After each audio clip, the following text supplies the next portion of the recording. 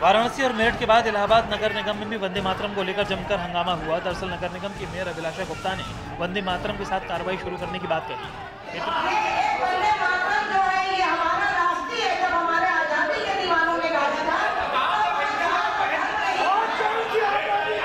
इतना सुनते ही विपक्ष ने जमकर हंगामा किया और नारेबाजी की। विपक्ष का आरोप था कि उन पर वंदे मातरम थोपा जा रहा है।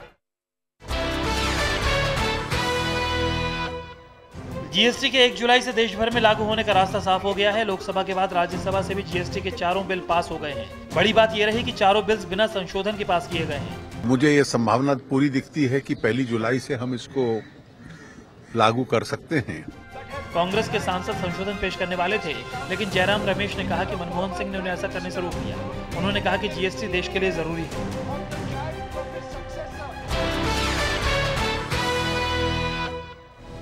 दिल्ली के श्रेष्ठ विहार में मल्टी स्टोरी बिल्डिंग में लगी आग। स्थानीय लोगों के मुताबिक आग पहली मंजिल में शॉर्ट सर्किट से लगी और फिर देखते ही देखती आग चौथी मंजिल तक पहुंच गई। वहीं भोपाल में कबाड़ की दुकान में भीषण आग लग गई। दिल्ली में लगी आग पर फायर ब्रिगेड की टीम ने करीब 3 घंटे की मशक्कत के बाद काबू पाया।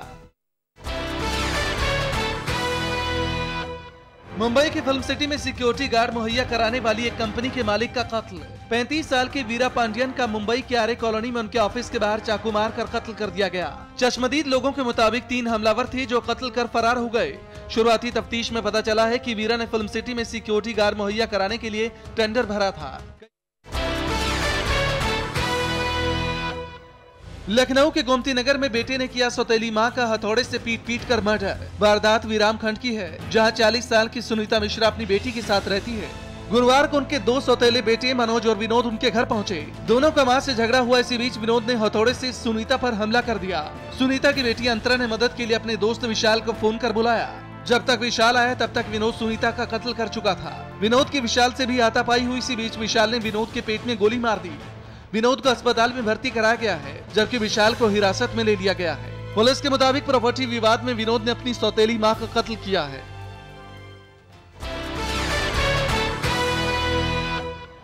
मेरठ के मलियाना में पुलिस ने बुझाई एक लड़की की जलती चिता। पुलिस को मलियाना के पार्षद ने खबर दी थी कि संदिग्ध मौत के बाद 23 साल की एक लड़की का अंतिम संस्कार किया जा रहा है। खबर मिलते ही पुलिस ने सबसे पहले चिता की आग बुझाकर शव का पोस्टमार्टम करवाया, जिसमें पता चला कि मौत फांसी लगने से हुई थी। पूछताछ में घर वालों ने बताया कि लड़की परेशान थी और उसने फांसी लगाकर जान दे दी।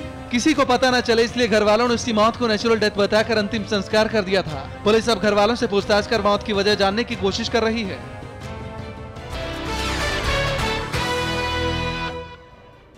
पश्चिम बंगाल के हुगली में 25 साल की एक महिला और उसकी 2 साल की बेटी को चलती ट्रेन से नीचे फेंका। दोनों की जान तो बच गई, लेकिन सिर, हाथ और पैर में चोट आई है। महिला के मुताबिक उससे और उसकी बेटी को उसके पति विजय ने ही चलती ट्रेन से धक्का दिया है। महिला का आरोप है कि बेटी के जन्म के बाद से उसे परेशान किया जा रहा था। न्यूजीलैंड का वाकटेन जिला बाढ़ की चपेट में है। भारी बारिश के बाद वाकटेन जिले की नदी उफान पर है। नदी से ओवरफ्लो हुआ पानी कई किलोमीटर के इलाके में फैल गया है। सड़क से लेकर घरों तक पानी ही पानी हो गया। निचले इलाके में पानी 3.5 फीट तक भर चुका है। बाढ़ में फंसे 2000 लोगों को रेस्क्यू किया गया। वहीं ऑस्ट्रेलिया के रॉकहैम्पटन शहर में भी भारी बारिश के बाद आए सैलाब में पूरा शहर पानी पानी हो गया। नदी नाले सब भर गए तो पानी घरों में घुस गया। शहर के 3000 से ज्यादा घरों में पानी घुस चुका है, जिसमें से 200 से ज्यादा घरों को काफी नुकसान हुआ है।